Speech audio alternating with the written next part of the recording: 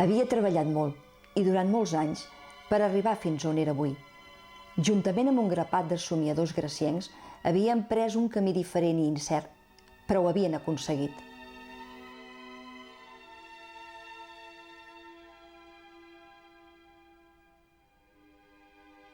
Ara el somni havia esdevingut realitat i tenia la immensa sort de ser ell l'escollit.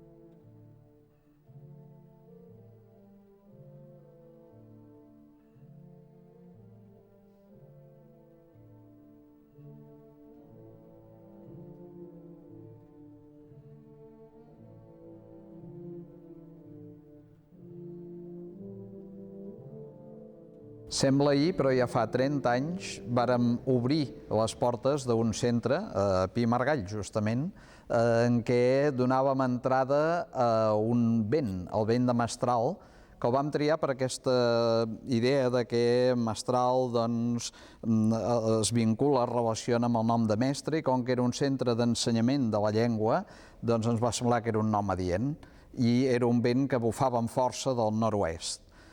Mestral va ser una experiència maca, plena, en què hi va venir i va participar molta gent de Gràcia, però que lamentablement va tenir una volada curta.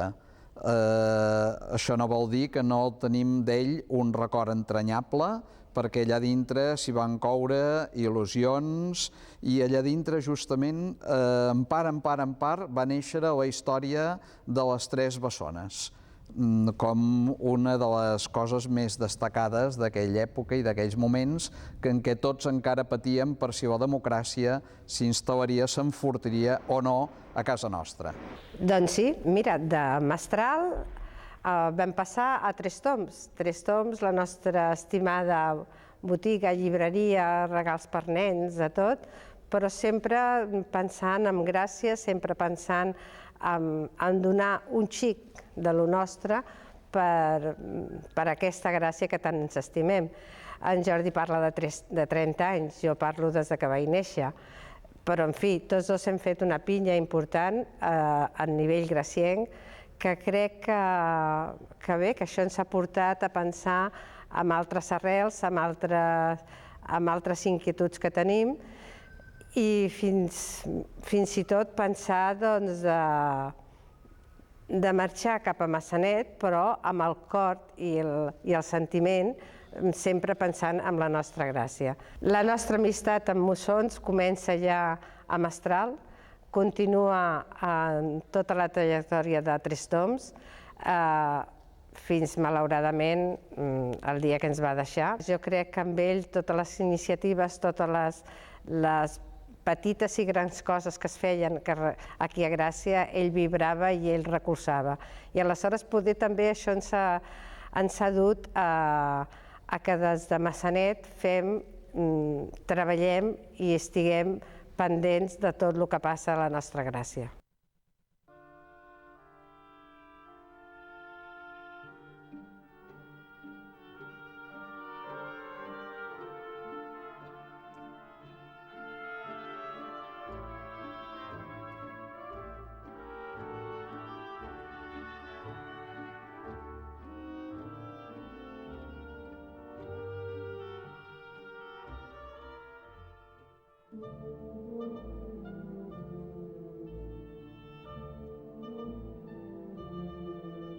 L'Albert Mussons mirava per la finestra del despatx, tot just acabat d'estrenar com a regidor de Gràcia.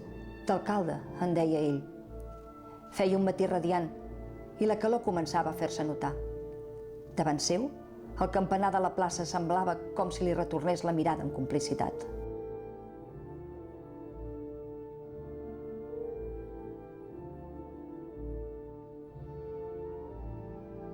Havien passat 115 anys des que els graciencs havien tingut a Francesc d'Erc com a darrer alcalde de la Gràcia Lliure.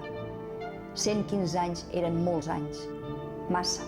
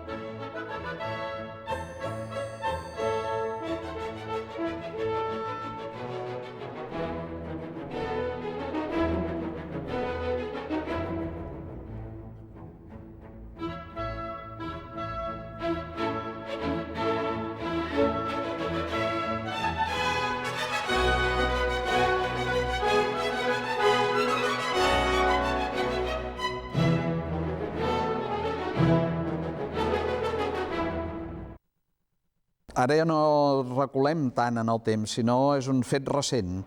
Fa cosa d'un any ens va semblar que havíem de tornar a agafar la barca i el vent i tornar a voleiar per aquests mars i aquests reptes que sempre ens presenta la vida.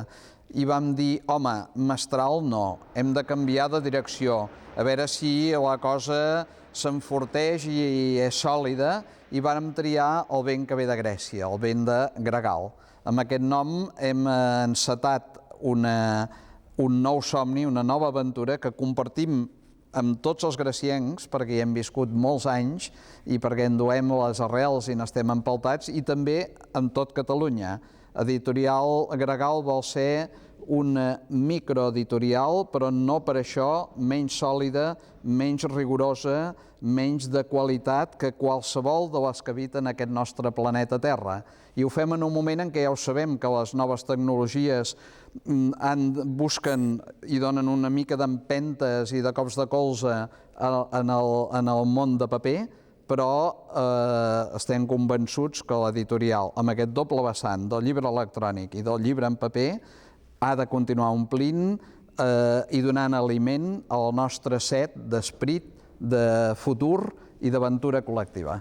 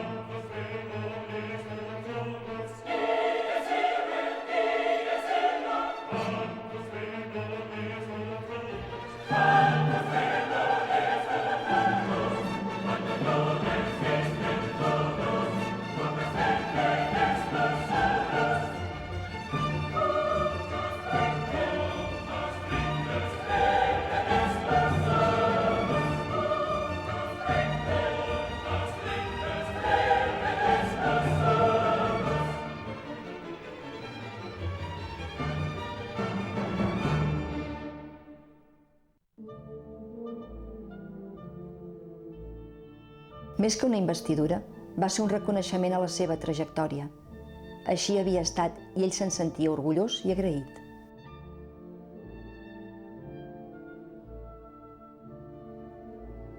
Mirava sense veure-hi. Pensava. Recordava. Les eleccions havien estat dures però nobles. A la gracienca li agradava dir.